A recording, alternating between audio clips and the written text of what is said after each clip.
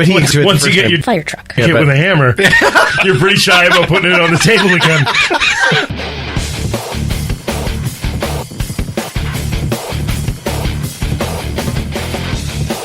Welcome to the Empire. It's the Eskimo Empire podcast. Here's Mike Riley, takes the drop, waits and throws, and he's going deep downfield to Darius Bowman. Oh my goodness, what a catch by Darius Bowman. You won't see many better than that. Hold it. This is the CFL this week. We have a much more appropriate theme song.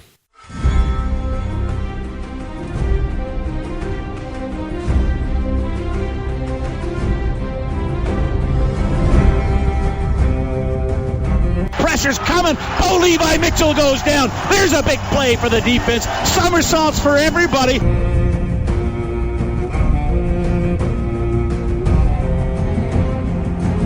Franklin to Zylstra. Touchdown Eskimos.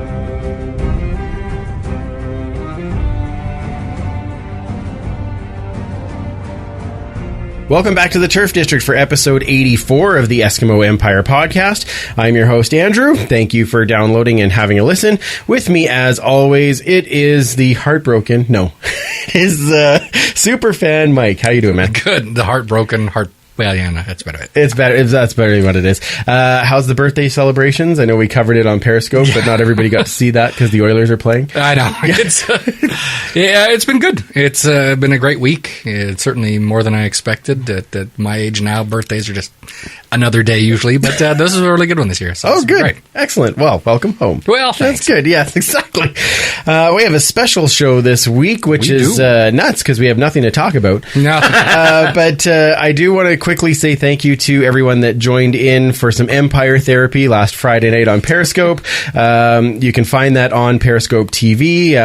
But tonight is even more special because the Oilers are in round one of the playoffs. And even more than that, we welcome one of the CFL podcast family into the Turf District from the CFL Horsemen pod.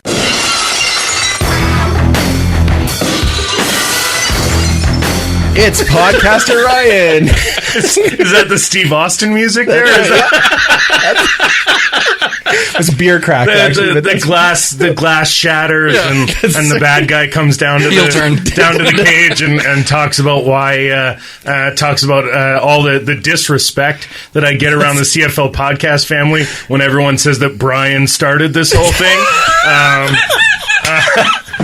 The guy might have written a blog first, but I threw up the first episode in 2008, and I will stand by that we were the first CFL pod, or at least the first CFL pod that's still going. I'm not sure if there might have been another one somewhere that somebody started, but back in the day, there was us and Brian, but I want to say that we were first, and Brian's not been able to dispute that with facts yet. No. You were most definitely first. I will put that on record. You were on first, but Brian just looks like the podfather, does he not?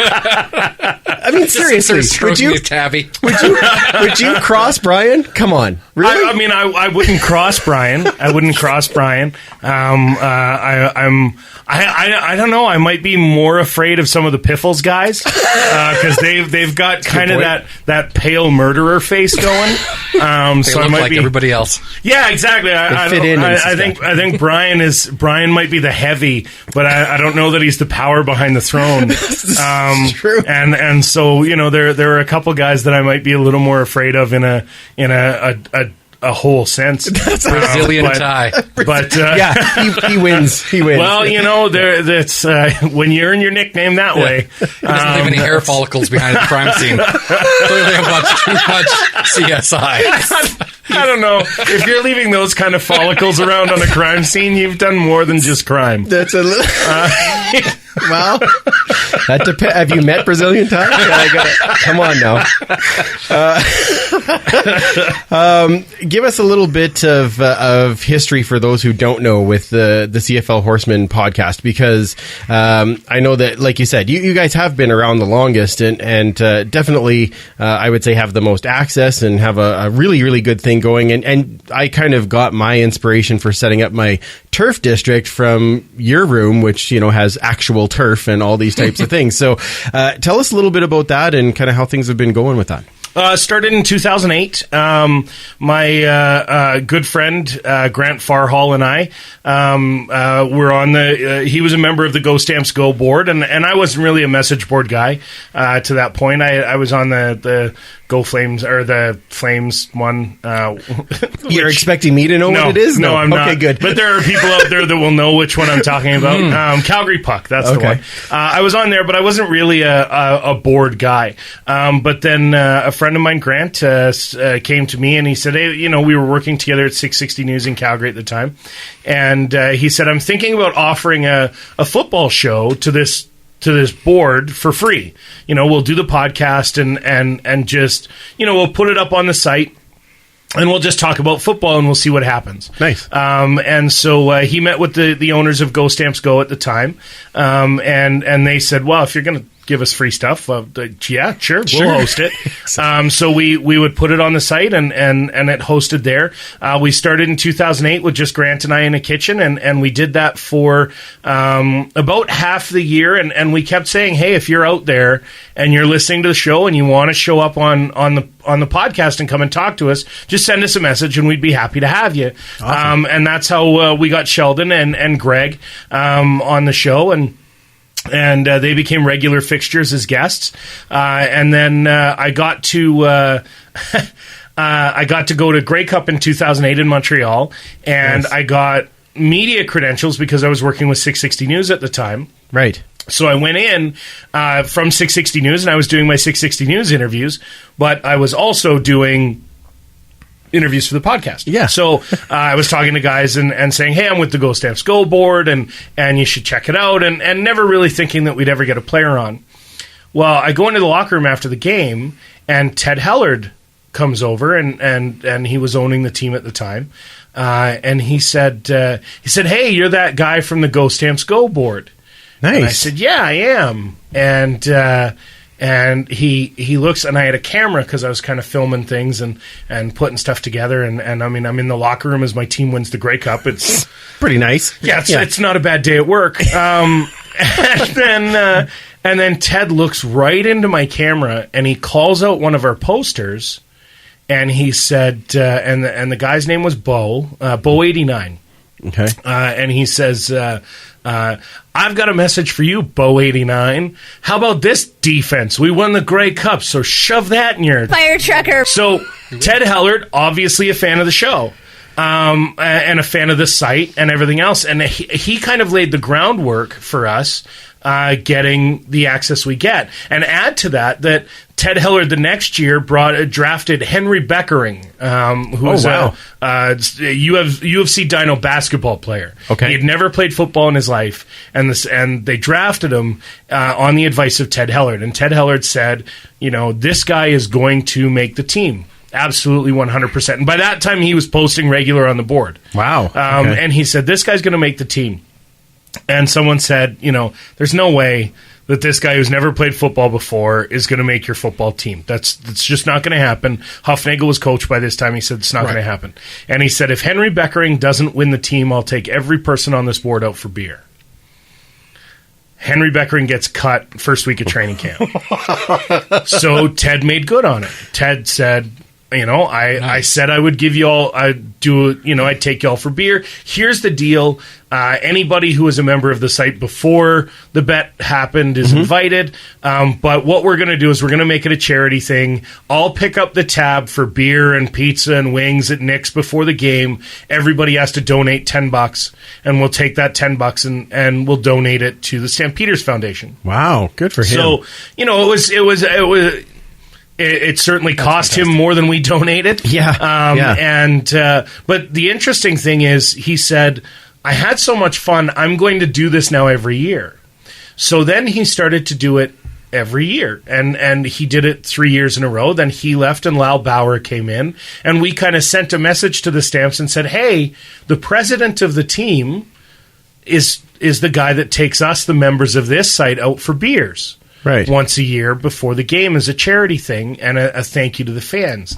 And so Lal Bauer went, great, yeah, sure. Whoa. And so Beers with Ted became Beers with Lyle, or Beers with Bauer, which became Nosh with Nori when Gord Nori took over, or Guinness with Gord. Sorry, Guinness with Gord when Gord Nori took over, and now it's Beers with Huff. And successive presidents have said, we respect you guys because you're guys that are on message boards all day. One particular message board, I think excluded, are the hardest of the hardcore fans. And I don't mean that as to denigrate riderfans.com. I don't, because I'm a member there. I like to post there. Too. I enjoy posting there. I have a good time posting there. Sometimes I get vacations from there because of how much fun I'm having. Vacations? Yeah, I get vacations. But the thing about that board, I think sometimes it becomes more of a pissing contest between guys than it is about the football. It's less sometimes that board is less about the football than it is about the I told you so's. Yes. And so but our board is not as busy. There are nowhere near as many people on our board as there are over there. But our board isn't a told you so board. It's a football discussion board. And so you get a little less kind of round the mulberry bush, which I'm a guy that is accused of and guilty of doing on Rider Fans. But I go over there for a different reason than I go to Horsemen. So anyway, so all of that comes together. We start doing the podcast in 2008.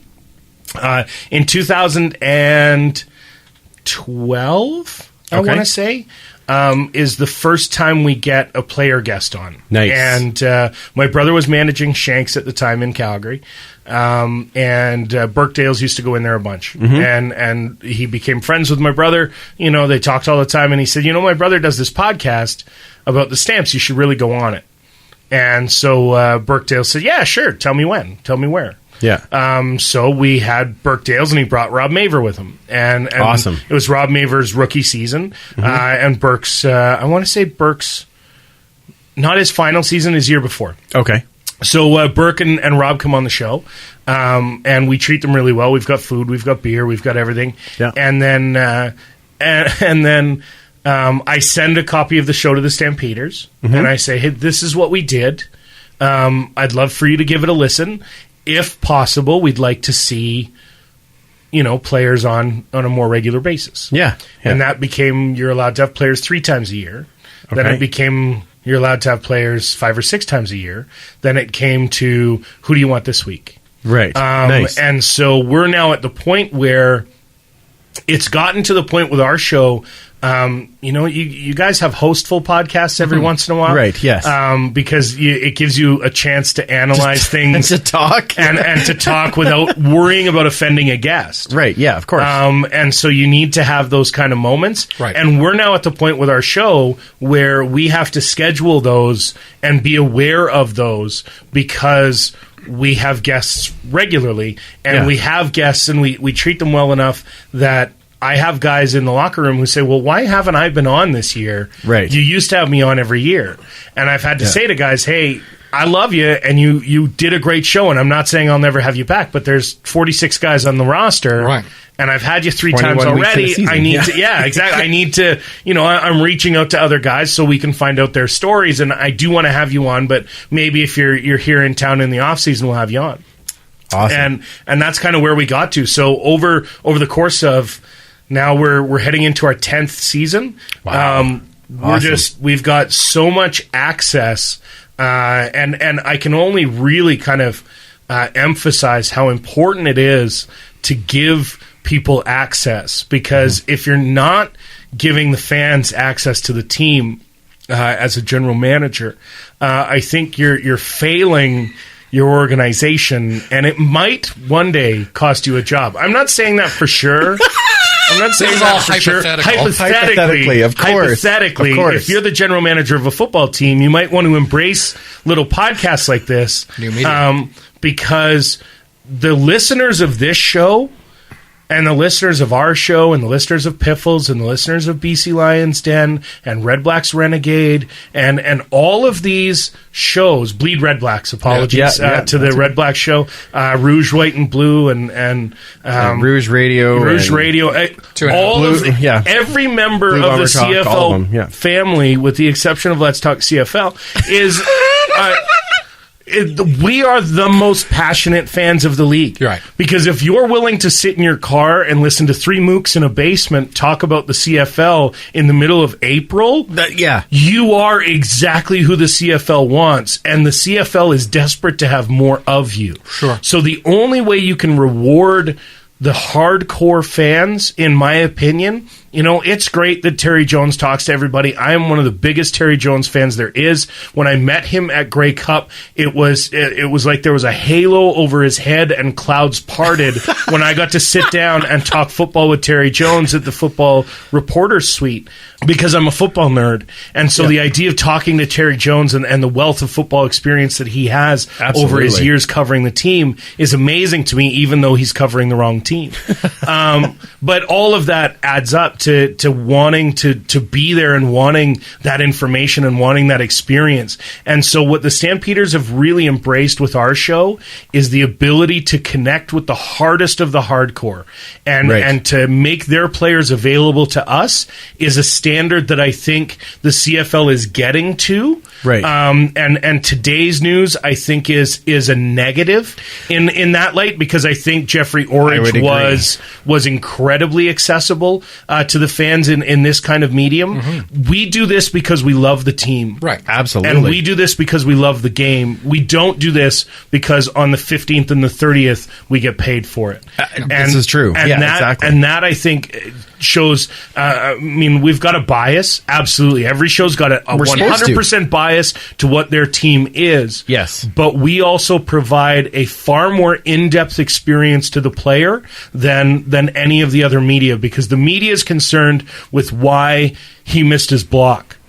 We're concerned with how he got to become a football player and who the guy is. And what do you do when you're not playing football? Yes. Because that's cool. Who are you? I want to be part of your world. How do I get to experience that? Because it's obvious that I can't play football, but you can, and I love it. So tell me all about it. That's where we are, right? So now that we're into hour two, different. Sorry, that was a very long, rambling answer to your question. But I think at the end of the day, it's shows like these that are an absolute must, and I think the Stampeders, for their part, are on the forefront of that because they've recognized, that we're not just goofballs. And I think there's a responsibility if you're going to be a CFL podcast and you want that kind of access, and you want players come into your house, and you want that, there's a level of professionalism and there's a level of respect that you have to have. Yeah.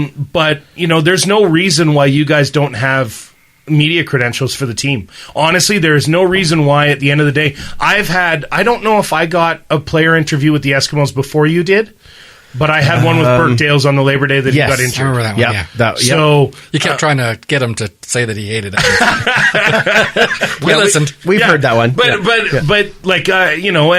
that was because I reached out to Burke directly. Yes. And I said, hey, when you're in town, I'll come find you. We'll do the show. And we did it in his hotel room. Yep. And then he went out and unfortunately got injured the next day. Yes. And that ended his career. Mm-hmm. But the ability and the accessibility for a team perspective, if you want to make sure that a guy is legitimate, don't make us reach out to somebody on Twitter and have them come over to our house with you not knowing about it. Right. Give us credentials for a game, test us out. Sure. All that's going to happen is, you come in after the fact and say, hey, thanks, but no. Right. Yeah. We had you, and we're not going to have you back, and here's why. Right. Or here's what we're thinking, and we're going to move forward. In today's world with Skype and with Twitter and everything else, there's no reason why anybody in the world can't be on this show.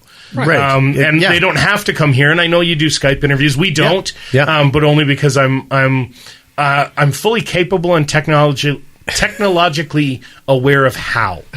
Okay. Good. But I'd much rather have Bo Mitchell in my basement drinking beers and eating beef jerky than I would talk to him over a computer on Skype. Right. Because he's not going to and I'm sure you found it too. Mm-hmm. Oh, it's totally different when they're interviews here. are far more ranging, and they give a not necessarily a better interview, but it's not an interview at that point. They can feel the passion. It's sitting and chatting. Yeah, they can feel the passion in the room.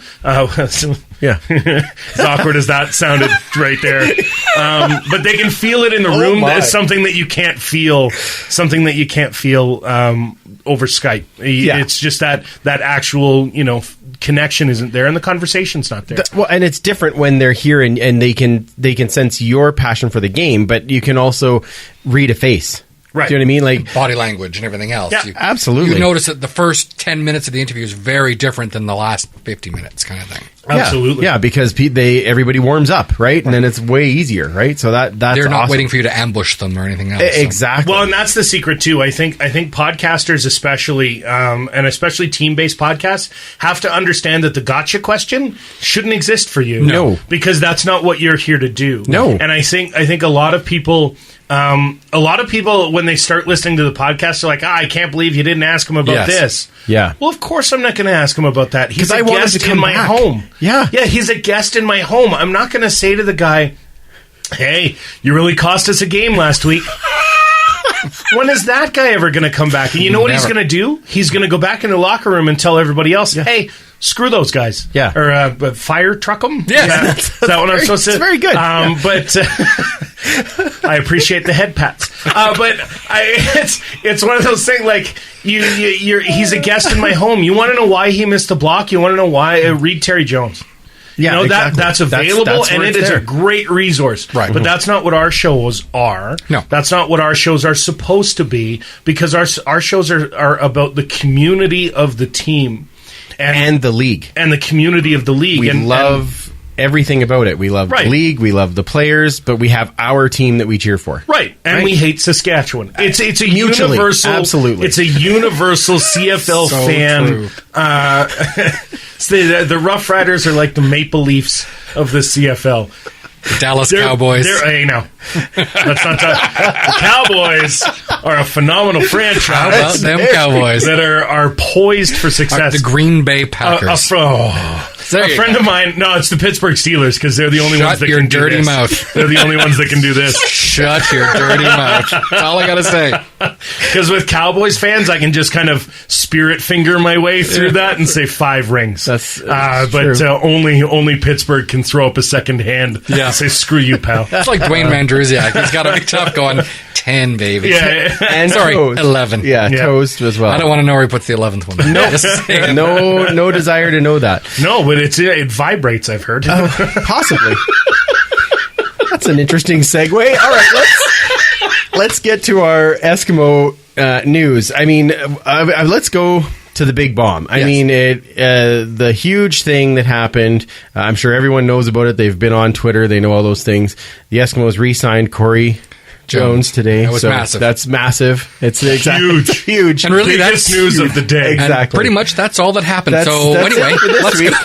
So thank you for joining. No. All right. So so the big one, obviously, and you kind of alluded to this already, Ryan. And it's kind of interesting, like you said, on the Periscope, all of this is happening this week. We asked, could we have a few things to talk about in the off season? And let's invite another podcaster in and we'll have some, we'll find something to talk about. For a couple hours just about podcasting. We'll it'll be easy. Next thing you know, so last Friday, Ed Hervey gets the can. Len Rhodes comes out, says they have my favorite line ever, philosophical differences, which probably is actually... One's more into Socrates, one's into Plato. That's right, yeah. So it's a little...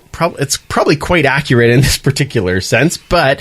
Ed Hervey is no longer the GM of the Edmonton Eskimos. So, first, Superfan, we haven't had any of your opinion on this, and then I'm going to go over to Ryan. So what do you think? Or what's your first reaction? Well, first of all, it was shocking, not only that it happened, but when it happened.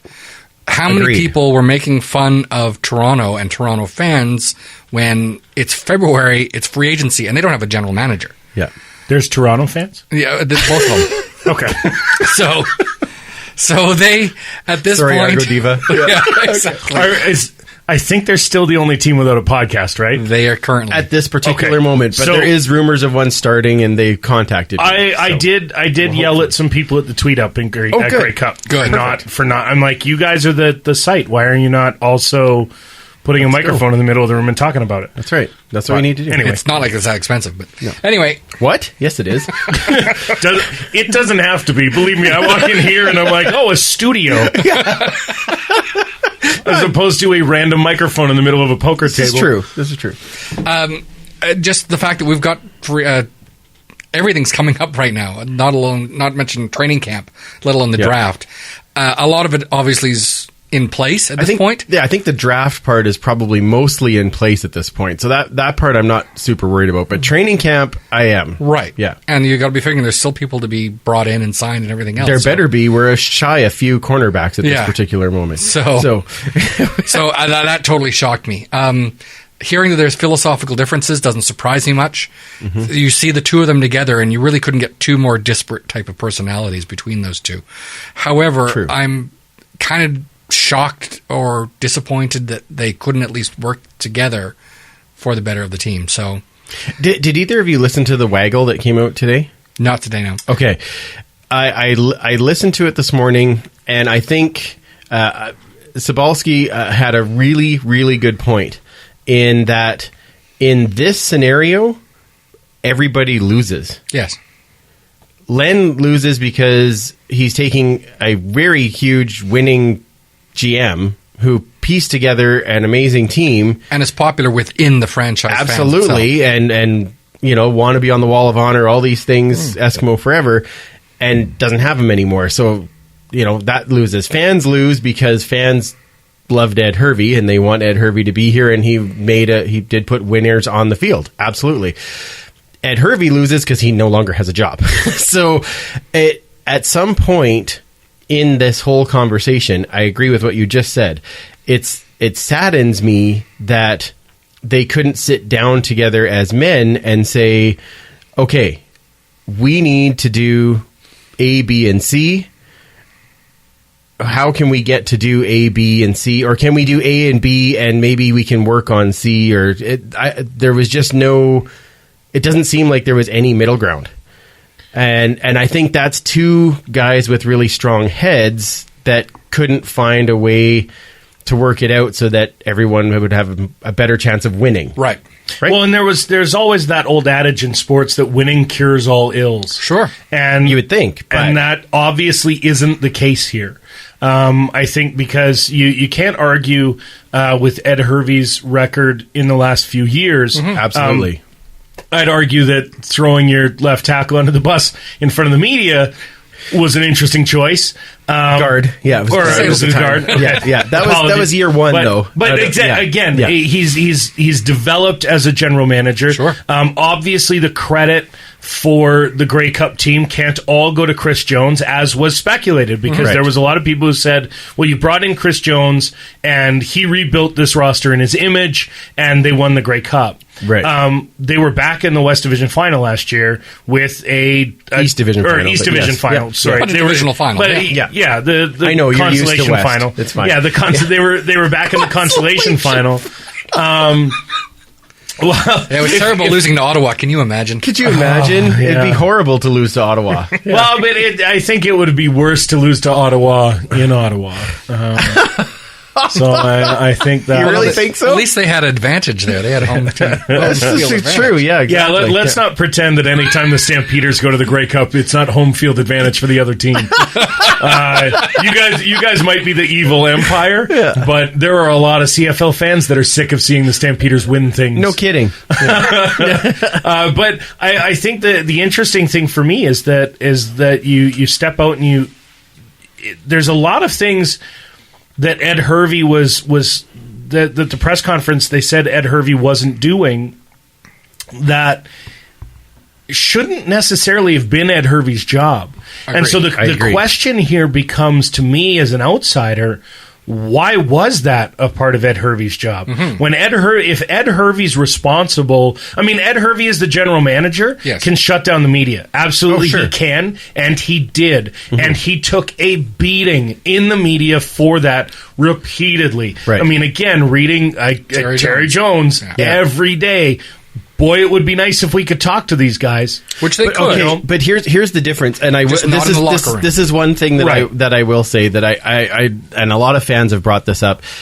To me, I don't think that you as media have to go in the locker room. I do think you have to have access to players, and I think if you have access to talk to them even on the field after every practice or in a designated spot, but I don't think they have to be in the locker room. I can tell you that part of the problem with that is I get to go in the locker room after games. The Stampeders locker room is open, I think, only one day a week for reporters. But I don't get to go to practice because I have a day job. Yeah, we all do. So I don't have the luxury of going down to watch practice. But when I have gotten to go to practice, I know that the media guys send a request through the media team. They've got a board that says who's going to talk to who and everything else. Yeah, Esks have that too, but it's just on field. And it's on field in Calgary too. Okay, there you go. Well, it's on the kind of end zone concourse there, and the concrete. But what Terry Jones' point is, and it's valid, is that if I'm talking to you about something, and you, I don't have access to Mike. I can't ask Mike that question because Mike's already in the locker room, and once you're there, it's too late, and I can't get you. And I can't ask the media guy because I can't ask the media guy to say, hey, could you go get Mike because Andrew had something really interesting to say about him, and I've now got a question, and it's probably a much better story than the story I was going to get that I thought I was going to get with Andrew. And that's Terry's point, is that ability and having the guys in the locker room also had guys, like we said here, the first 10 minutes of an interview are far different from the last 30 minutes, the last 40 minutes. Absolutely. And so what you get when you're in the locker room is that second, you're bypassing that first 10 minutes, and you're getting a better story. And you're not getting backs against the wall, 110%, cliche, because after 10 minutes you run out of those. Kind of quotes, yeah, exactly. Right, you run out of those. And I think Terry's point, which is valid in my mind, because I'm a guy that reads it every day. And part of the reason we do these podcasts is because we don't get those stories anymore. That's true, yeah. And we don't get them anymore. We used to. There was a time when those stories were available, and you got the personal interest stories about players. Right. And those are fewer and farther between. Now, some of that has to do with cutting back in sports departments. Yep, sure. And not having as many guys covering the team. So now the one guy that has to write the game day story, because that's the only way the game day story gets written, and maybe he doesn't have the human interest piece beside that because he's got too much time figuring out the game day story. Right. But at the same time, without that kind of ease, when you guys run into guests that you've had on the show, I'm sure it's, oh, hey, man. And they're happy to just talk to you about whatever. Right. Yes. I went to a game in Saskatchewan, and I got sideline passes before the game. I remember you tweeting that out. Yeah, and it was awesome. But Matt Walter came over, and he was playing for the Riders at the time, and I called him and I said, "Hey, Matt, how's it going?" Guy's a Saskatchewan Rough Rider. Yep. Came over and just chatted like nothing had happened to me all the time, and had some things to say about his time there. Yeah. That there's no way he would have said that to regular media. Right. There's no way he would have said that because he knew me, because he'd been in my house, because he'd been on the show. And the locker room is the player's house. Sure. Of course. So when you're in their house, they're going to act differently. When you're on the field, you've got those quotes, you've got those cliches, you've got your talking points, and that's all you're going to get. Yeah. The depth of coverage has changed because we don't have, in the media, we don't have the accessibility that we used to. And that locker room accessibility is a vital step to having the depth of coverage, to knowing your team better and knowing them beyond the cliche, knowing them beyond anything, because you get a chance to just casually talk to somebody, and it might not be a story that generates immediately, and it might not even be recorded. When I'm talking to you on the field, I'm recording because Right. I know that story's happening today, and I'm writing it today, and it's being printed tomorrow. Right. Yes. If I'm talking to you without my microphone, I'm working on something that may be a couple weeks away, and it's going to take a couple conversations. But those conversations can't happen if I'm not allowed that kind of access. So I think. Or getting them to that comfortable zone that we were talking about, right? The level of I'll talk to you and I'll tell you things that I normally wouldn't have talked to because I trust you. Right. And that trust can't be developed on the field. Right. Well, this and that's interesting as you say that, because I've kind of experienced that now with this. The Eskimo. This is another kind of a news piece, but the Eskimos were up in Grand Prairie this week and had a signing autograph thing in Grand Prairie and then Whitecourt. And in Grand Prairie, it was Justin Sorensen, Ryan King, Calvin McCarty, and Anthony Barrett. And my mother-in-law, my in-laws live in Grand Prairie. And my mother-in-law went to the autograph signing and went up and said, "I'm Andrew's mother-in-law." And Ryan was like, "Hey, how's it going?" and gave her a hug and took a picture with her and did all that. And Calvin turns to her and he goes, Andrew's going to have this tweet in like 5 minutes, right? like they were joking about it because it's a relationship connection that you're talking about, right? And that's awesome. Like I love that that's there, right? And that's because you get to that point of that comfort. So I can see where that point. Yeah, and you engender the trust. And if you don't allow that trust to build, then what you're doing is you're hurting the end product. And the end product is the ticket buying public. Absolutely. I get that it's not Ed Hervey's job to talk to Terry Jones. It's his job to build a winning football team. Agreed. But it's somebody's job to talk to Terry Jones, and it's somebody's job, and it should be, quite frankly, it should be Ed Hervey. I talked to John Hufnagel a lot about in a team capacity about the team, but it's that thing too. When we went down, being a different animal. So I go down and I go to McMahon and I cover the draft every year. And what happens is during the war room, they go up and they do their war room. Amazing. And then we're down in the media room. And after the first round, Huff comes down and talks about the first round pick. Then he goes back upstairs. He comes down after round 4 to talk about rounds 2 through 4. Then he goes upstairs and he comes down when the night's over. Wow. Okay. And you get 3 separate interviews about the players that have been drafted. When Hufnagel drafted Alex Singleton last year, he came downstairs, which, what a phenomenal pick. Yeah. That Canadian Alex Singleton. And I put that in big air quotes for those listening at home. And if you listen to our podcast with Alex Singleton this year, he also puts it in big air quotes. I'm sure he does, yes. But when he drafted Alex Singleton, he came downstairs and he said, "I bet you like that pick, not just another offensive lineman, to me." Nobody else in the room kind of got that interaction. And then he just kind of turned to the podium and was like, "All right, are we ready?" But he looked right at me. He's like, "I bet you thought I was going to take an O-lineman," because I said that to him before the draft. We get together with Huff once a year from the Horsemen crew in a non-recorded way. Huff takes us out for drinks once a year and says it's his good luck charm. Okay. Because he hasn't had a losing season since we started the podcast, which is the same year that he started being the head coach. So we're apparently his good luck charm, which, it works out real well that the coincidence of us starting a podcast and him becoming head coach worked out in that way. But nevertheless, takes us out for beers every year. Okay. And I said to him it was a couple days before the draft, I said, "Well, I imagine you're going O-line in the first round." And he goes, "Well, why is that?" I said, "Because that's what you do." I said, if you look at your picks over the last 10 years or 8 years, I said you've picked a lot more O-linemen than you've picked anything else. And he goes, "Well, we'll see." He said, "But I don't think that'll happen this year." And when Singleton came off the board, he goes, "I bet you're happy about that." I said, "Yeah, I'm real happy."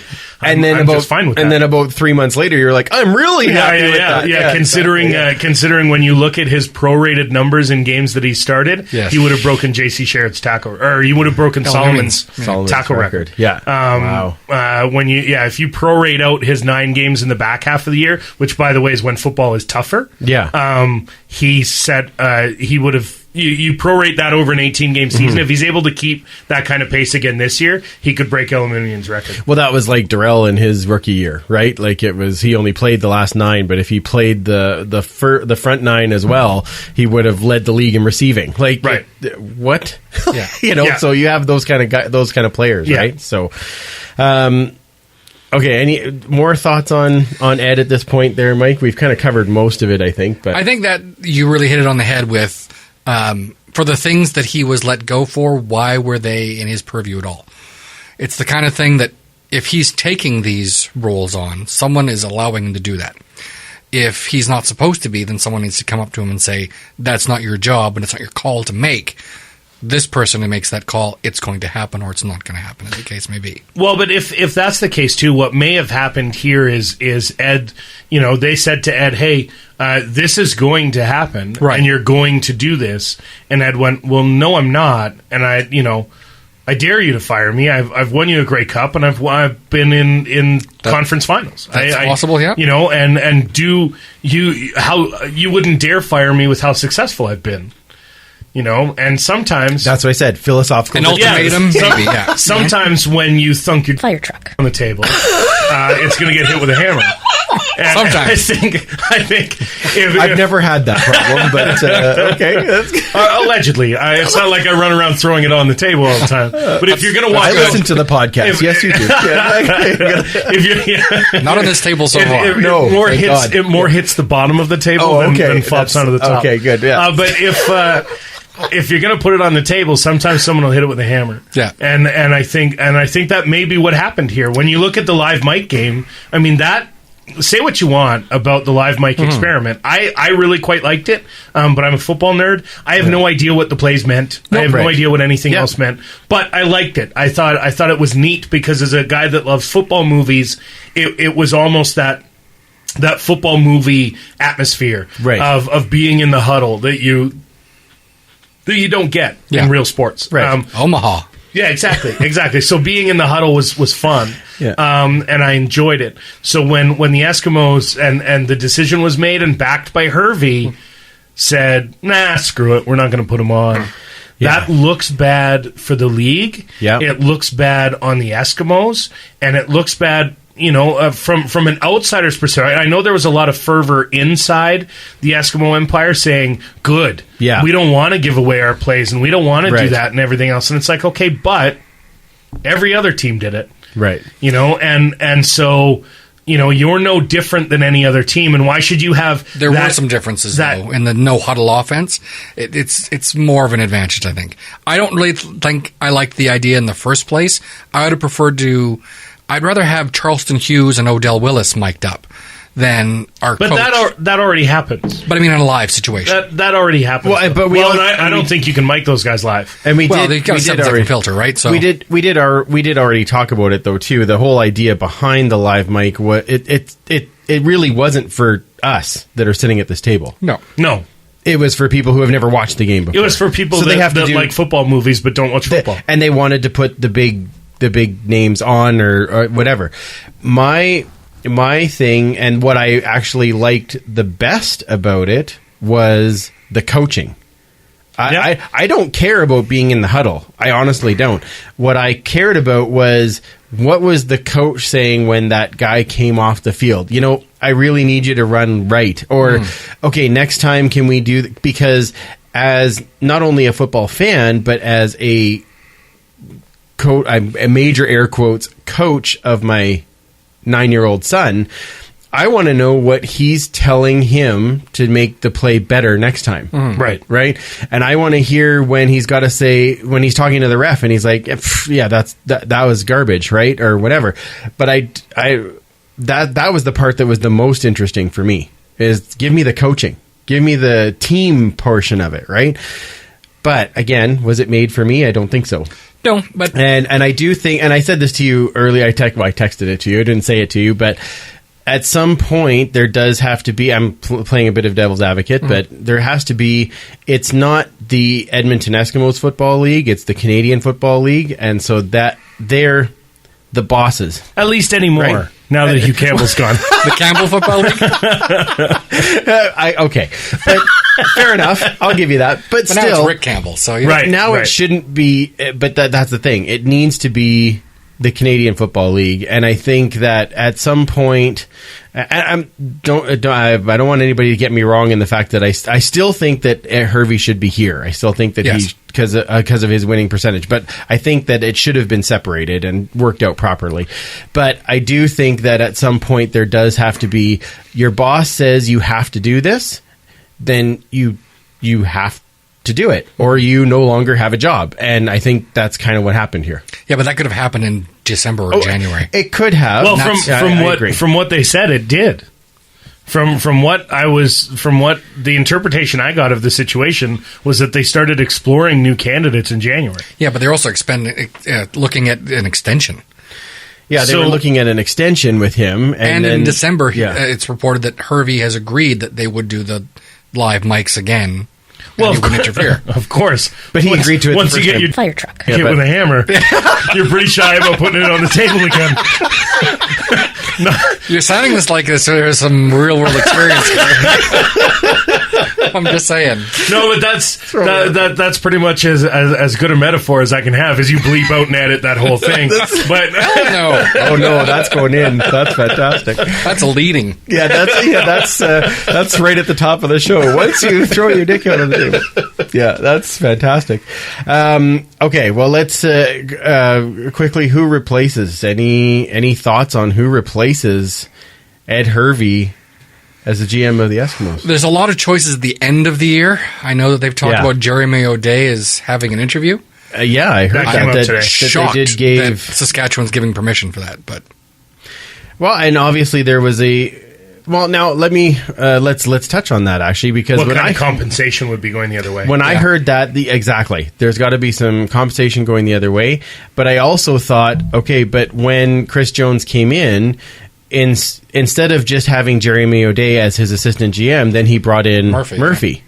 And they have two assistant GMs. So maybe at some point they're also looking and saying, well, do we really want Jeremy O'Day here? Like, I wasn't sure. Well, and Jeremy O'Day was there when he got Yes, there, absolutely. and now after a full year with Jeremy O'Day, is Chris Jones looking at it and going, well, we could probably do it without him. That's what I'm wondering, right? Yeah. So I'm wondering if he there held was in the a bit of transition. a- We're good to go. Exactly. And O'Day also applied for the job when Hervey got it. Yes, exactly.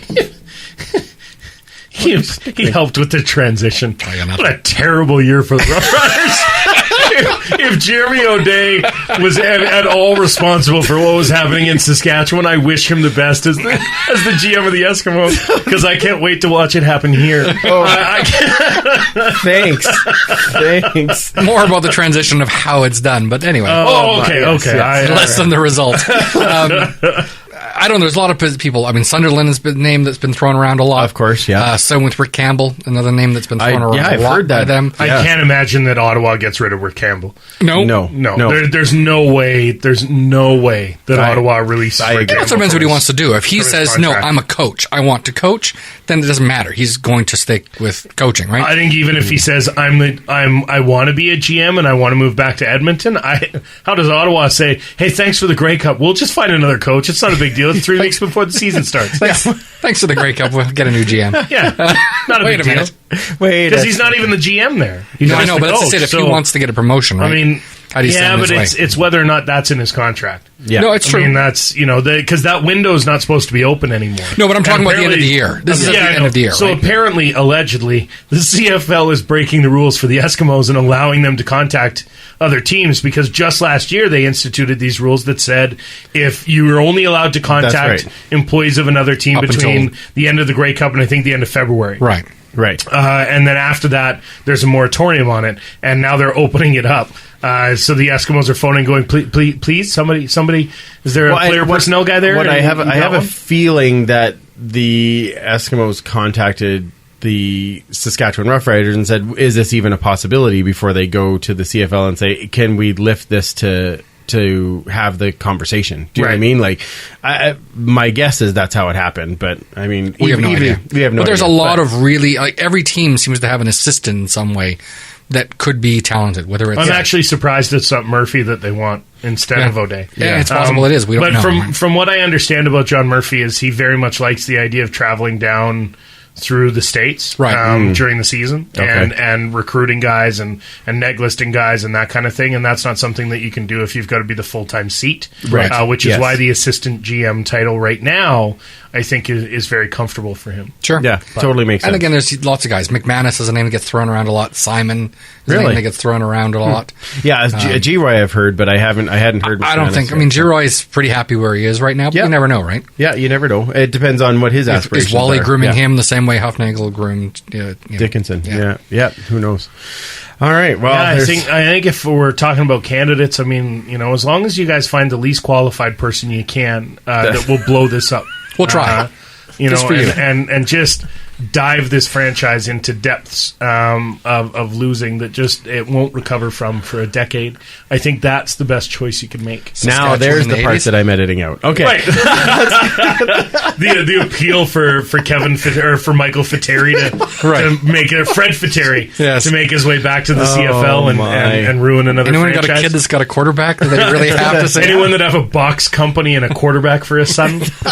I can't wait for that to happen. Okay, a couple other things we got to get to. The next big stepping down happened today. In the commissioner is stepping down from the CFL, and stepping down, decided to part ways, mutually agreed, however you want to word it. Being done June 30th, and we touched on this already.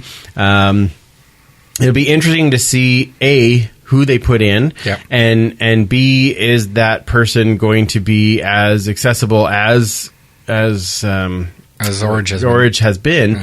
On the other hand, and this is the ire of a lot of fans that I've talked to, is that because Orage didn't always give the straightest of answers, that they were looking for more information, right? And that's a fine line, I thought, with the commissioner, but I can see where some fans weren't as impressed. Right. So it's been a tough one. I don't know if Orage really fit.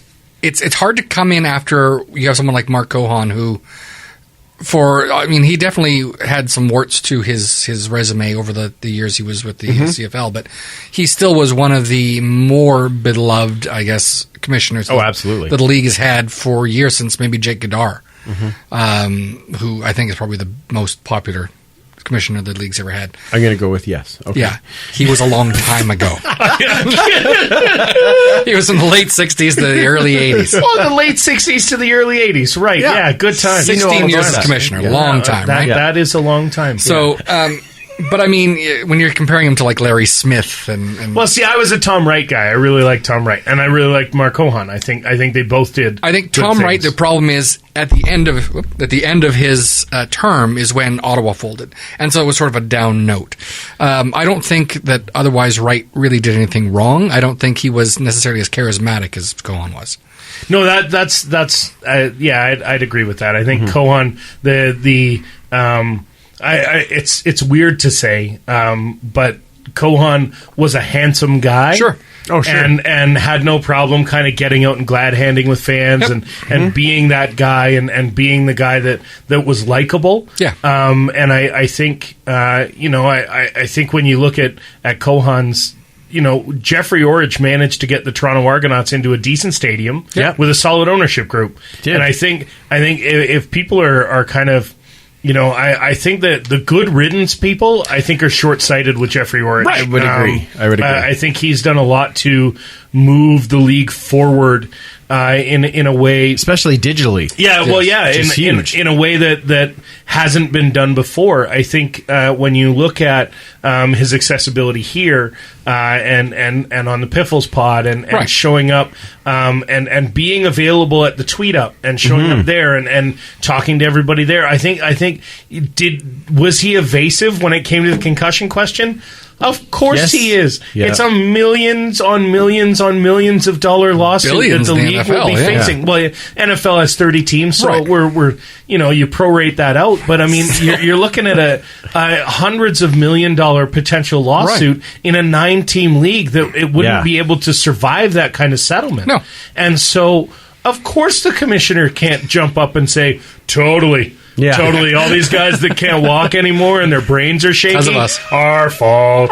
What do you... that guy can't do that. No. I mean, give your head a shake if you think the commissioner of the league is going to stand up and say that. No, I think he could have answered it a little better, but ultimately he's not going to just say, yeah, it's us. But it's the other thing is, too, is that question was asked 6 times. And I think the first time he answered it, it was fine. But you can't repeat the same answer 6 times because then you're on Facebook, with Rona Ambrose putting up a Facebook video of you not answering the question. Right. I mean, that's because I can tell you that's what we see a lot of with the shiny pony in Ottawa right now is that he stands up and just repeats the same answer over and over again, which wasn't an answer to the question in the first place. And then the opposition says, hey, answer the question. And he goes, I won't. You can't have that if you're the CFL commissioner. And I think Jeffrey Orge was in a tough spot that way. And I think what people are not giving him enough credit for is how much he involved the league digitally, how much he brought the league forward into a new era and reached out to younger fans and developed those kind of initiatives. CFL Week was an absolute hit from everything I've heard from people that went. They said it was a fantastic event, and boy, howdy, could we only hope that CFL Week comes to our city at some point. Yeah, I'm hoping to go next year, no matter where it is. If that happens and that kind of thing, that kind of thing isn't born out of nowhere. That kind of thing was coming from Jeffrey Orge saying we need to make our players more accessible. We need to make our players members of the community that they're in again in a way that they really hadn't been before. Right. Yeah. There was a time in the CFL where it was the lunch bucket league, and you knew the guys on your team, because you got out and you got to meet them all the time. And there are cities in this league that don't really have that. They don't have the accessibility. Their players aren't out. The Stampeders send me an email every single week of the off season where they're going to be every single day. Every single day, somebody is in the community somewhere. Yeah. And whether it's the Stamps playing basketball at local schools, they send a team of 10 guys out and beat junior high kids in basketball. Good for them. Well, you can't not keep them humble. Well, yeah, exactly. I think it's the Stamps come in and they keep it close, and then they get a bucket at the end to win it. But it's like we had with ours, except it was just one guy. It was Larry Highball. That's right. Yeah, the shortest guy in the team would one against everybody. Yeah, but that's the kind of thing that accessibility was there under Jeffrey Orge, and I'm afraid as a CFL podcaster that. They're going to bring in somebody, they're going to bring in Commissioner Ed Hervey. They're going to bring in a guy that is, it's only about the on-field product, and the on-field product is the only thing that matters.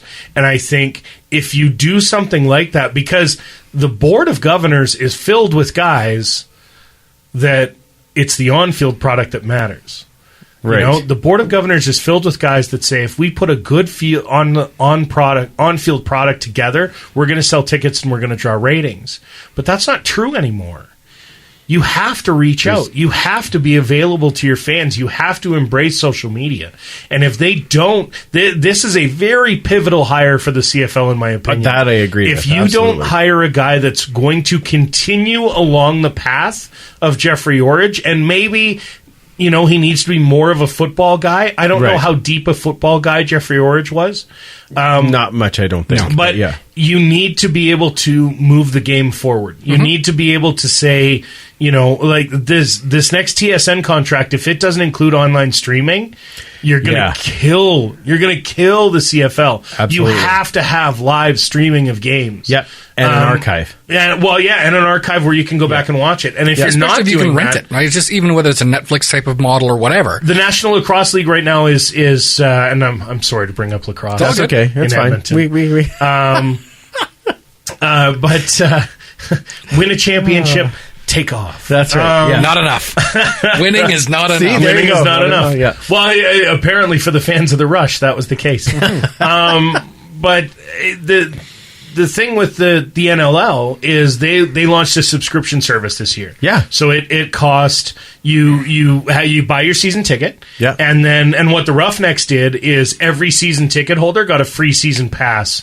Oh, nice. For the NLL TV package, which, for those that aren't aware, allows you to stream games live. Yeah. Great. While they're happening on any of your devices. Right.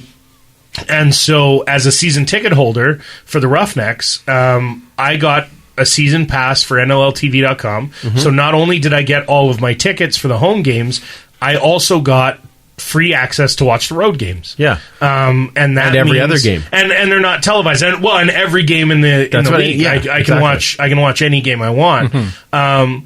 But there was two levels. I think the Roughnecks one might be only team specific because I work for them. I got a league pass. Okay. But there were two levels. There was buy your team's games or buy the entire league. Sure. Perfect. And I think that's what they need. Yeah, if the CFL had something like that, I think especially in the age of cord cutting where we're in. Yeah. I mean, how many people do you know that only have cable because they need TSN? Yeah. That's you're looking at a guy right here, and I have it only because I have Shaw because they have free range TV, so I can just watch it on my iPad. I would much rather pay the CFL $150 directly to have access to their games all year than pay that money to TSN. And I think that you know, or to Shaw or whatever it is, that model can work, and that model can move things forward if you're forward thinking about it. Mm-hmm. And I think that, like I said, this next commissioner hire, whoever it is, if they're not on the forefront of fan engagement, you're going to have fans that walk away from the game because the NFL tweets 1,000 times a day, because like I'm still getting tweets about my Cowboys in the off season every single day. I'm getting tweets from the league every single day. If I don't get that kind of fan engagement, I'm going to look at the next tweet in my feed, and that is going to get my attention now. And the thing that I can pay the most attention to is the things I'm going to love the most.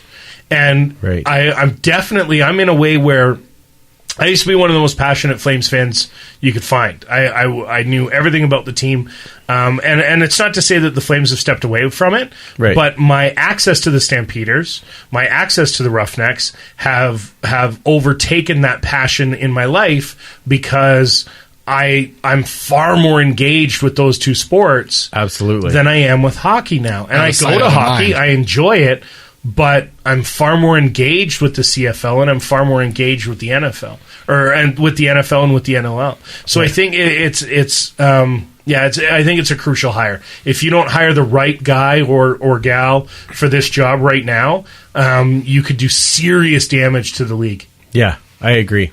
Your thoughts on who replaces the commissioner? Like Ryan said, a pivotal hire, lots of things going on. I don't think it's necessarily going to be a name we know. How many people knew Jeffrey Orge's name before he started?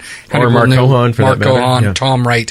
All these names usually are people we don't necessarily know. Yes. It's not like it was before where you're going to see, okay, it's going to be Pinball Clemens because he's a friendly face necessarily. Right. I mean, it might be. I would love that, but I don't think it's going to happen. I think that's the guy, actually. Yeah. I think it's the guy. I don't think he'll do it, though. I think he's too wrapped up in his other stuff. I don't think he's at the point where he wants to. Yeah, it's something he might do down the road. You never know. Right. If they can convince him that it's for the good of the league and everything else, maybe. Yeah. But I think it's going to be someone they don't know. And I think Ryan sort of hit it on the head. It's got to be someone who has these qualities more than a specific person, right? That we're going to look at that's a football guy. Right. It's got to be someone that is definitely progressive and understands not only the league, but where it needs to be. I hope so. And let me tell you, that subscription service, I'd I'm already a little, be paying for it. It's a touchy system because, I mean, the number one supporter of the CFL financially is TSN. Right. And if you start talking about we're not going to pay TSN, we're going to pay the CFL directly, then they're going to give less money to the... Or why can't it be a TSN run Absolutely.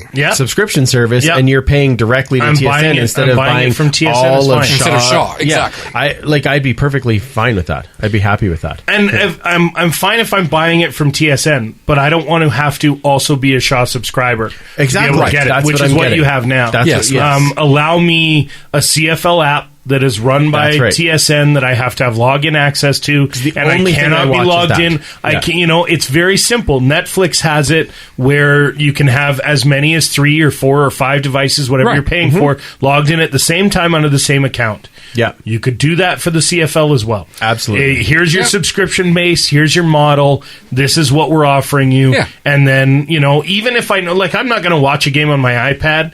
I'm not going to watch an away game on my iPad, when I've got a 60-inch 4K TV. Right. I'm not going to. I've got the TV. I paid for the TV so that I can watch it on the TV. Yep. Sure. But I'd love to have the option of Yes. turning it on when it's an away game, and so my wife says I could PVR it. Well, I could just watch it wherever we are now. Right. Yeah. Well, and I like it for myself. My kids are all at an age where they're going to bed either in the middle of a game or as a game is starting. So what I will tend to do is I will put it on my iPad and have it sitting in the kitchen as I'm kind of running through, and then I'm watching most of the Right. second quarter and the rest of the Yeah. game. And I'll take the iPad in, and then my son and I will watch the first half before he goes to bed or whatever it is. So having that accessibility and being able to move it around It's about is options, huge. Yeah, options is Well, and what- I really think what it that's comes going down to come, but it's not going to come until the next contract. And I the next- agree. Whenever that contract is up, that's going to be a piece of the next thing. Yeah. Don't think that idea is not already there in the league office. better be, yeah. Yeah. I mean, I spoke to Jeffrey Orridge about it, and he said, well, there's nothing we can do. Right. TSN has the rights. Yeah. We sold the exclusive rights to TSN, and whatever they choose to do with it is whatever they choose to do with it, and that's the contract we're in. Yes. He said that it's not like we don't have other options, And he said the same In on the our future. show, right? Yeah, exactly. but we don't have them now. Exactly. So a couple of other names that I've heard kind of thrown around. Dwayne Ford got thrown around, which Heard that. was interesting. One that I've heard, and I told you about this even before, Yeah. was Jock Climby, just because he has a background of being a lawyer, plus he is a football guy, and Plus, then you make room for Hank on the panel. there you go. absolutely. Like, I mean, That'll happen. somebody's got to shove it anyway so that he can get in there. So, I mean, you might as Wow. well do it. Shove it and get it in there. That's- all in one sentence. I'm talented that way. my. Yeah, exactly. So many things to talk about the commissioner. But let's get to our next topic, because I know, Ryan, you want to talk about this one. Corey Jones. Exactly. No. Nate He Kuhorn. exists. Next topic. He does.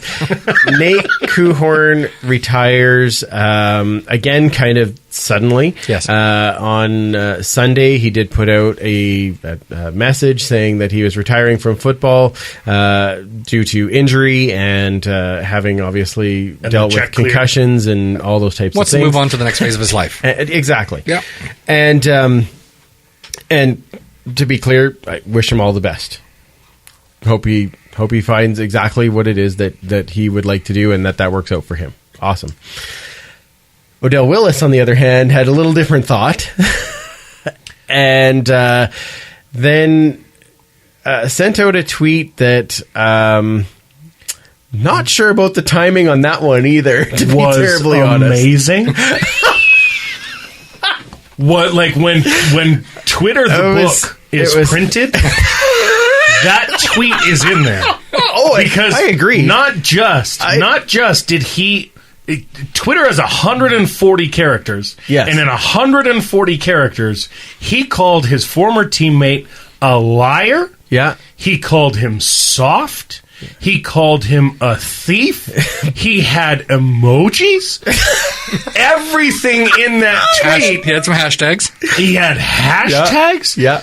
I mean, what Odell did with that tweet was greatness. That's going to be a class in university one day. It surpassed anything he's ever done on a football field. It was the highlight of his career. If that tweet doesn't lead his highlight package at an Eskimo game where they're talking about featuring the players, That they're will missing not an happen. opportunity, because it is the single greatest tweet I've ever seen from a player. I follow a lot of CFL trash talkers. Derek sure. Dennis just lays it sure. down. Sean Lemon, Simone Lawrence, Charleston Hughes. Yeah. But that tweet from Odell, I mean, you never talked about your head when you were playing. Y'all soft. Can't wait until your check clears. Like, just everything was in one tweet. Not even a series of tweets where he calls out a teammate. It was all in one. It was maximum efficiency of 140 characters. And what was efficient. What Odell did in that tweet was blow a man to pieces. Like, Nate Cohorn is being picked up and collected into a bucket and given to Drew Barrymore on Netflix. There's nothing left of him. That was a good reference. There's nothing left of him. He got blown up. It was the greatest tweet of the CFL offseason and Odell's finest accomplishment. Okay, I don't quite see it like that. But You don't say. no What? kidding. Yeah. What? There's two things about this that come to my mind. One is Nate Cohorn's response took the high road. Yes. I do give him credit for that. Wait, well, I didn't see the response. You didn't see the response. No, Okay. what was the response? So his response was basically, I'm sorry you feel that way. When I got hit and I couldn't remember the rest of the game in Saskatchewan in week 2, that was an issue for me. I've dealt with head injuries and I have an opportunity to move on, and I'm trying to do that. So now the one part of the tweet that I do want to talk about that I thought was picture there that I thought was interesting, and only because every time that I'll let you read that first and then No, go ahead. Go ahead. I'm listening. Every time that a player gets released right before they're due a bonus, it's always a huge deal, right? It's this player got released, and the day before he was due a bonus, and it was the league is being mean and all this kind of stuff. But other than Maurice Price, has there been any other talk of when a player gets a bonus and then retires? And I do think that does happen on about as regular a basis as the cutting before a bonus. I don't know if that happens pretty nearly as close. often, but I just think that it does happen, but it's never made public. Do you know what I mean? I think there are definitely more. There is more access and accessibility to that stuff now. Than there has been in the past. So we're seeing it a little more often. But and I think you may even see both ways. I think you may even have seen teams in the past who have rewarded guys with that bonus and said, "Hey, listen, the way we had to structure your contract, we can't give you." We can't give you the bonus that we promised you this year. We know you're retiring next year. Wait until the year kicks in. Wait until you get your money and you can retire before training camp. Because you see that every year, too. You see guys, who a couple days before training camp spontaneously retire. Yeah. I think that those bonuses, and that was probably a part of the story that wasn't in the media as much. Sure. I can tell you, from a Calgary standpoint, what Mo did in Saskatchewan was not looked upon with friendly eyes. No, I'm quite sure about that. Yeah, and I'm sure. I mean, from the tweets I just read here from Mike, it looks like Cohorn saying that his bonus wasn't until May 1st, and so he didn't get the bonus, and so he's not. But as strong as the tweet was from Odell, I think that Nate Cohorn might have been better off not responding at all, just because his response. His response is a classy response. Yes. But nobody's going to look at that as, because Odell pretty much just smacked him in the face. Oh, absolutely. Something about a hammer on a table. Yeah. Something about a hammer on a table. But at the same time, I don't think Nate threw it out there. No, that's true. So it was just like a hammer. It was just a hammer in the pants. It was just a hammer in the pants. But walked up to him at that point. Was it a 20-pound sledge? I don't know that Cohorn's response. When somebody does that to you, I don't know that the public response of "I'm sorry you feel that way." But I understand that you don't particularly like the situation. I can assure you that at one point I was hurt, and I'm not interested in being hurt any longer. but I wish you the best of luck in the future, isn't necessarily the way you respond to getting a hammer in the pants. So I think it I can just tell you what my response is. Ow! Yeah, exactly. Ow! I'm going to leave my phone on the table. So yeah, it just seems like a milquetoast response to what was a fairly, like I said, the greatest accomplishment of Odell Willis's career. Okay, but Mike, I need to know your opinion. Not even talking to you. Yeah, just switch it over. I'm rotating the chair. As Paul left, I'm going to stop looking at you now. Okay, yes, go. I'm seeing a lot of chatter from CFL fans all over the place, media all over the place, and I think just seeing Just keep talking. the internal bickering between two teammates just doesn't reflect well on the league or the team. Well, you fire Ed Hervey, and all of a sudden, and all the issues come to light. Maybe Ed was keeping a nice little. That's what I'm wondering, right? Ed definitely had his pulse on the players. He was definitely the kind of guy that would keep in touch with them on a regular basis, and maybe has prevented some of these things from happening. Now that there isn't somebody in Edmonton keeping that sort of tabs, we've got Paul Jones, who's in Louisiana. Yeah. It's a little different kind of connection with these players. Oh, sure. Yeah. So maybe that kind of thing doesn't happen.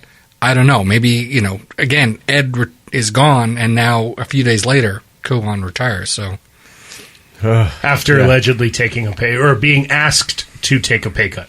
Right. But now, interesting thing about that, because turns out it happens not just in Saskatchewan. It happens all the time to all these players. Absolutely. And has for decades. Yes. Yeah. And wasn't it Nate that had the tweet out after Ed got fired saying maybe it was because he was asking, and then that got deleted. People, and then it got deleted. Yeah, exactly. Well, because we've established that hot fire is not what you follow Nate Kuhorn for. He's not spitting takes. No. He's coming across. But with, neither am I. So whatever. I don't care. So you're saying you're not going to have a university course on social media based on his tweets? No, I don't think Nate Kuhorn makes the book of Twitter. But Odell Willis is the front page. Odell Willis, he's on the cover. Just how many, just beating down a teammate religiously. If he never tweeted again, he would have walked off a champion. He would have Michael Jordan'd Twitter. He would have first time, yeah. Yeah. The Chicago time. Chicago Michael Jordan. Yes. I don't remember Charlotte Michael Jordan. It's best. Or Washington. The Boulets. I ignore the later stages of Michael Jordan's career. His greatness ended in '98, right? And he never played another game. Yeah, forever. Much like we say in 1989, they did not have playoffs that year. No, that's true. We went 16-2. Didn't have the playoffs. It was all over. That's right. That's what happens. Yeah. Thanks. Is that the way you deal with that? Yeah, it's kind of. Yeah. Well, it's my therapist recommends. So I had a buddy of mine. He tweeted me savage. He's like 15-2-1 and 12-4, and neither of your football teams won anything. Right. I was like, thanks. I appreciate you kicking me in the dick like that. Thank you for that. Thank you for the February reminder. The hammer in the pants. Hammer in the pants. Really, that's going to become a new hashtag for this show. Hammer in the pants. I want to see everybody from the Empire hashtagging hammer in the pants. That's right. Because we don't usually just lay it out, but we will get a hammer in the pants. That's what I have this week. That's what I felt on Friday morning. That was a serious hammer in the pants. That's right. Yeah, I thought, is it the first? No, it's not the first. No, it's not. Yeah, exactly. Ryan, before we let you go, I do want to talk a little bit about what's going on in Calgary. We've covered all of our nice news that we have to go over for now. So in Calgary, obviously the Calgary Next plan is a no-go at this particular moment, which is frustrating. Let's not. I mean, I don't want to go. I don't want to delve into that. But what do you think the plan is from here? Because I think it's pretty obvious, and I know you had tweeted this out as well. Look at the revenue that it's generating for the economy in Edmonton, having Rogers Place here. I know even just for myself. I mean, I I can't afford to go to Oiler games, but the number of concerts that are coming here that we would never have had before, that I also can't afford to go to, but I want Kings to. Games are great too. Is just amazing, right? So I can see where that benefit is, and obviously us as sports fans, we will always see the benefit of having a newer stadium or a newer arena or all these types of things. But obviously with McMahon being now the oldest stadium in the league, where do you see things happening there? Do you see them upgrading where they are, or moving to something else, or trying to a new plan?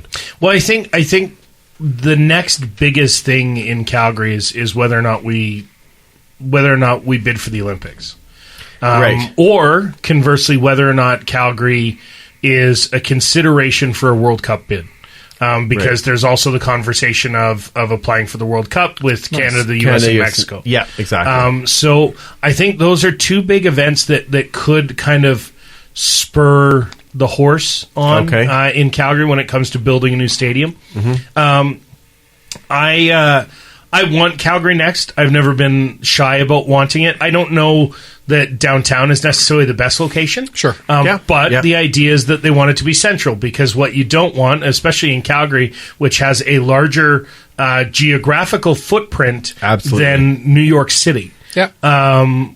Calgary is bigger in square footage than New York. Yeah. So is Edmonton, So when you've got a city that big, you don't want to have to drive 45 minutes to get to a game. Right. Especially when that game's already on TV. Mm-hmm. Right.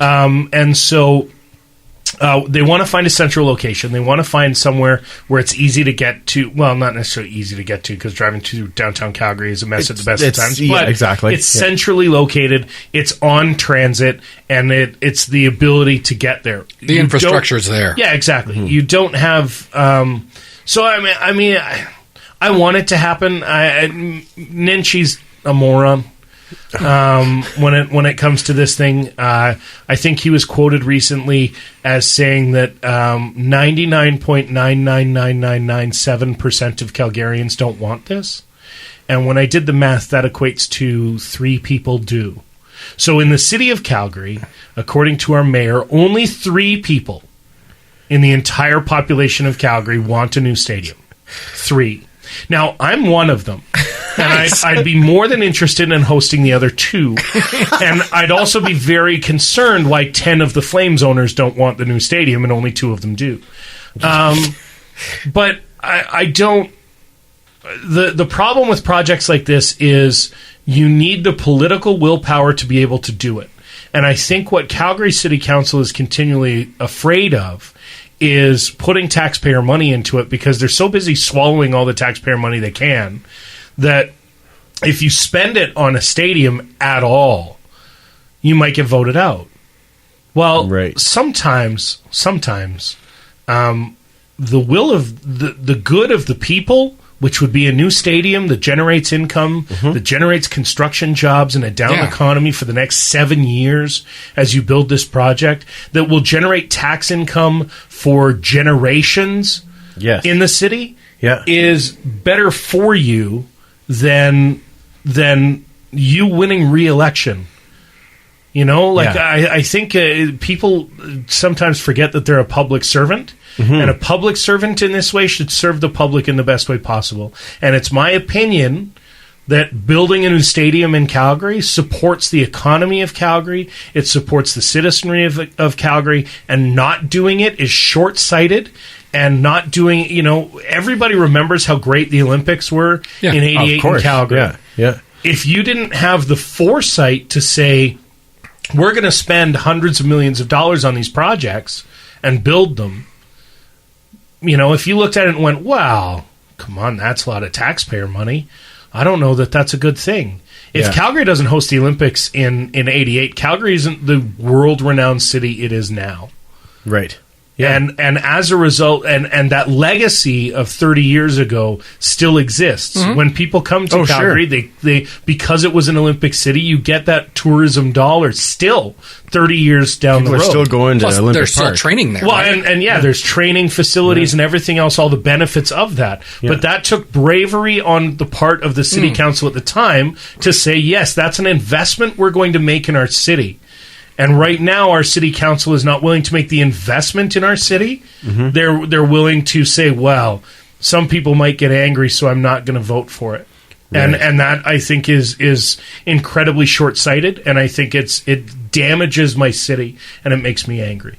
Well, we had I'm even up here before the Rogers Place. I mean, there was a long it took 10 years to get the arena deal done. Right? Yeah, and you know, Stephen Mandel as the mayor really stood up for it, like you just said, right? They really stood up and was part of it, and there was a lot of people that were unhappy about it, right? But I look at the revitalization of downtown now. Well, that and the one that really got me actually was when they said that those 9 shows by Garth Brooks brought in $43 million into the Edmonton economy, and you're thinking, wow, like I'm sure half of that went to Garth, but still it was still a huge influx into the city that we would have never seen without having that. Everybody on my Facebook feed came up to Edmonton, spent money in a hotel, and wanted food at restaurants to go and see a Garth transportation show. Absolutely. Yeah, all of that happened because Garth was here, and Garth was here because you had a shiny new arena to put him in. That's right. And what we don't have in Calgary is a shiny new arena, the Saddle Dome or McMahon. Now I love McMahon. I do. Right. I think McMahon. I don't blame you. You've been going there forever, right? Well, and it's a phenomenal stadium. The sight lines are amazing. There is not a seat in the house in McMahon where you're like, this is a terrible seat to watch football in. Right. There just isn't one. You've got great sight lines everywhere. You're right on top of the action. It's an open air stadium. Everything about McMahon I like, unless it's minus 30. But you know, the concourses suffer. Yes. The bathrooms, there's not enough bathrooms. There's the concessions aren't well designed to flow people through. 57 years old, yeah, exactly. Right? So at the time, it was great. Yeah, and it's and the day has moved past it. Yeah. Could you renovate McMahon and get it up to speed? Probably. But the problem is the university owns the stadium, and a lot of things the Stampeders have wanted to do over the last couple of years have been blocked by the university. Right. And they said, well, you're not going to do that, or if you do that, we're going to raise your rent because you've got a lot better stadium. So the Stampeders are saying, not only are we paying for the improvements, but now we also have to pay an increased rent because we improved the building that we're staying in. Right. How dumb is that? Yeah. You know, like if you were, you know, renting this place and not owning, and the guy came in and went, you've put a broadcasting studio in the basement? Look at this paint job. Well, that's going to be at least another $100 a month because you've got a great broadcasting studio here. That's right. How ridiculous would that be? Completely. Exactly. But that's what the Stampeders are facing with the McMahon Society and the university. So I think finding their own stadium and building their own stadium would be beneficial. And I think, again, Calgary Next is certainly the way to go because all the franchises are owned by the same ownership group. You know, you've got duplicate offices. There are people in the Stampeders who also work for the Roughnecks, and they've got an office at the Dome, and they've got an office at McMahon. Sure. Right. And so now you're paying for office space for one person in two places because in the football season they're working at McMahon, and in the lacrosse season they're working at the Dome, and so you need to be in two different places at once. The duplication of food services and everything else, all of that falls on the shoulders of the Flames ownership group, and as a result, I think that they're punished in a way for being as good as they are. Wow. Yeah, that makes it. I do hope they get something because I mean, not that I go down. I haven't been down in a while, but I do plan on getting down for Labor Day, and I agree. Like the sight lines are fantastic, but you'd like it to be like a lot of the other stadiums shiny that are there. Yeah, shiny or just upgraded to the point where it feels like you're in a stadium of today and not of 1957. No, that being said, as a tailgate guy, the amenities inside don't matter to me. Yes, that's a good point. You know, I can typically get through a football game without peeing, so that doesn't for now. Take it from an older guy. I'm not gonna say that the smile on your face said that wasn't disconcerting, but. Nevertheless, for now, I can get through a game without having to go to the bathroom. Or if I do, I can time it right. You leave, you leave after a punt with a minute to go in the first half. You're going to get down there, do your business, and get back to your seat probably before the TV timeout is over. Right. And so it's a matter of timing it right. And as far as food on the concourse, well, I ate healthily and heartily at the Horsemen tailgate. Or at least half of that, yes. Well, beef is healthy. No, sure, exactly. The cow ate vegetables. It helps the economy. Well, that's like eating vegetables. That's not food. That's what food eats. Yes, and when the food eats that, and then I eat the food, it's the transitive properties of vegetables. You know, if you're being electrocuted and I touch you, I'm also going to be electrocuted. Yeah. Vegetables are the same thing. If the cow eats vegetables and I eat the cow, I effectively ate vegetables. Perfect. I don't need to do it directly. The cow does it for me. Perfect. But I'll try that with my doctor next time. You can train your body to live on Doritos. You said that with a lot of confidence. Yeah, exactly. I say that Beef with jerky. 38 years of life experience. Salted snacks and Coca-Cola can get you to almost 40. Maybe not beyond, but yeah. Trust me, once you get beyond... I've got a child already. I've replaced myself in the race. I built a basement complete with AstroTurf. See? I've accomplished everything I need to in life. That's a good point. One more Grey Cup this season and I could go. All downhill from here. But yeah, I think at the end result of that conversation is that Calgary needs a new stadium. All right, yeah, I like that. I like that. That's a perfect way to wrap it up. Well, podcaster Ryan, we love having you here. It's always a fun conversation and lots of laughs, and of course we listen to the show as well. But fewer heel turns this time, so that's okay. There was enough. Yeah, that was good. But the season's not on. That's right. Yeah, the season's not on. That's right. It's all friendly, right? This is like CFL week. Everyone's friendly now. Yeah, it's fun. Give everybody a chance to find you online and the show, all those types of things. Throw those out there so that people can find you. I am at Podcaster Ryan. That's a fairly unique internet identifier. So if you search Podcaster Ryan, you're going to find me and not somebody else. You can also subscribe to our show on Horsemen Radio on the old iTunes, which is now on iTunes or Google Play. Lovely. Yes, it is now on iTunes. Yeah. Go to the forum. We love opposition fans, quite frankly, because the more we can talk about the CFL in general, the better. So you don't just have to talk about CFL. You don't have to talk about the Stampeders. We've got a general CFL forum where we aggregate the news for as many teams as possible, and so you can get in and discuss there at CFLHorsemen.ca, and I encourage you to check it out because unlike some other message boards that are currently unavailable, you may I think there's while there's a lot of wheat on the CFL on riderfans.com, there is also a lot of chaff. And I think on Horsemen, the wheat to chaff ratio is a little greater. Needs to be the slogan.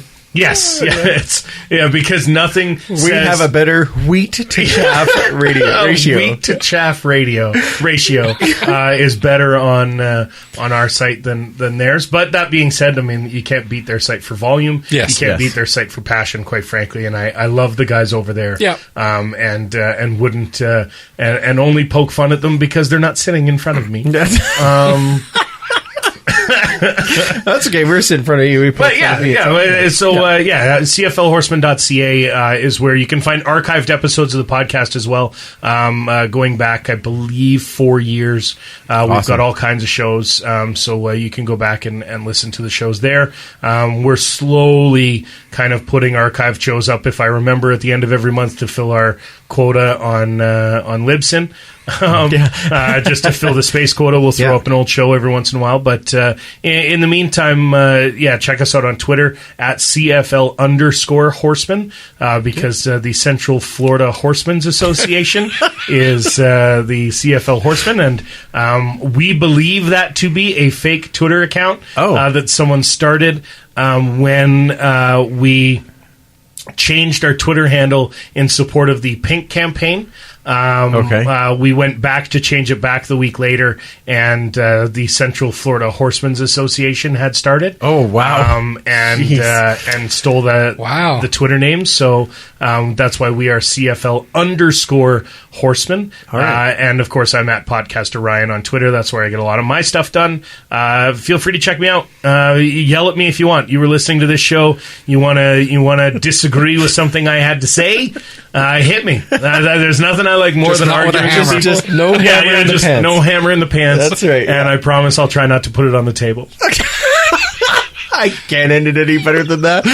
All right, we will take a short break and we will be right back after this. Hey, this is Max on the Snap Wrap, and you're listening to the Eskimo Empire Podcast.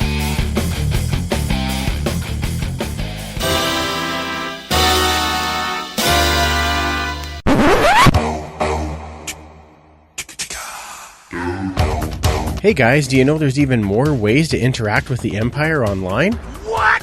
That's right, you can find us on Twitter at EskEmpirePod, on Facebook under the Eskimo Empire Podcast group, on Instagram at EskEmpirePod, and you can also follow us on YouTube under our channel, the Eskimo Empire Podcast. Now, I know you guys like that Eskimo history segment, right? Yeah! You can follow more of that information at Esks History on Twitter, and you can find it on This Day in Esks History on Facebook. Don't forget to share, okay? Okay! Thanks so much for listening. Let's get back to the show.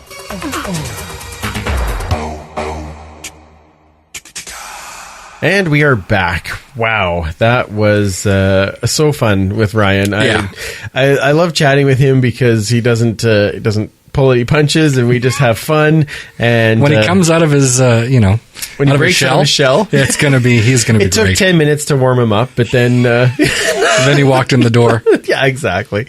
No, that was a lot of fun, and Love I do it. expect to see the hashtag hammer in the pants over and over again. So what's next? Well, it's that time again. Patreon, patreon.com. There you go. Hey, I'm learning. I'm going to add new little bits to it every week. I can't wait. I know. I got to work the... And that's free, by the way. That's right. Yeah, you get that for nothing.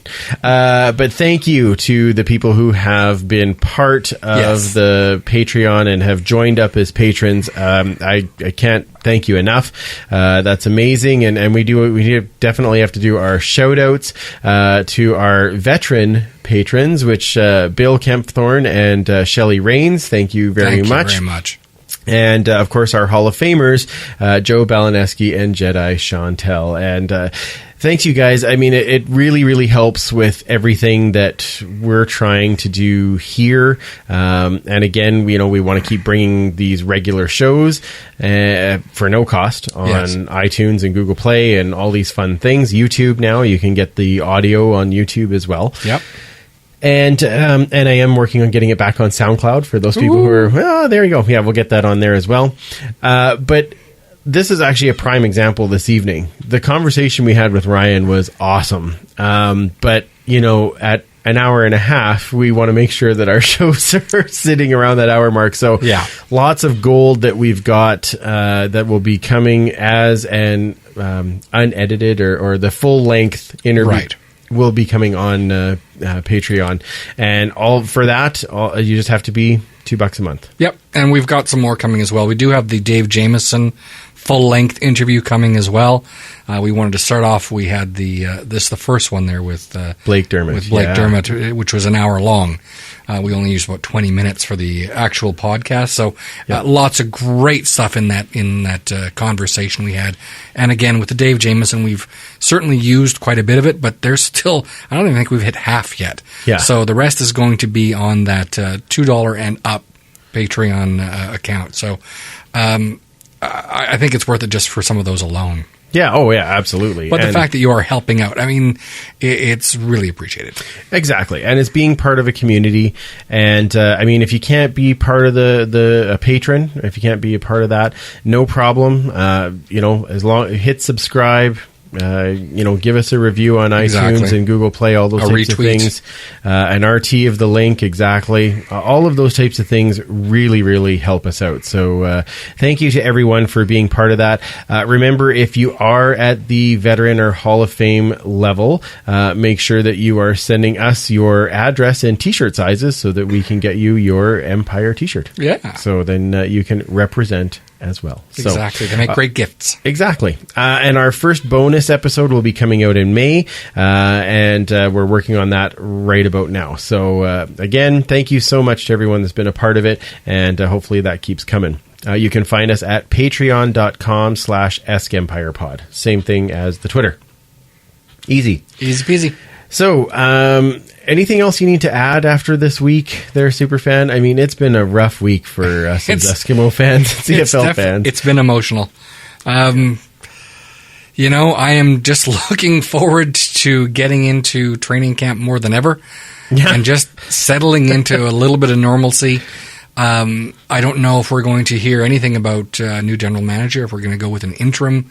Between now, we've got Rob Ralph and Paul Jones sharing some of those duties at this point. I hope that we start getting some really happy and some good news coming in pretty quick.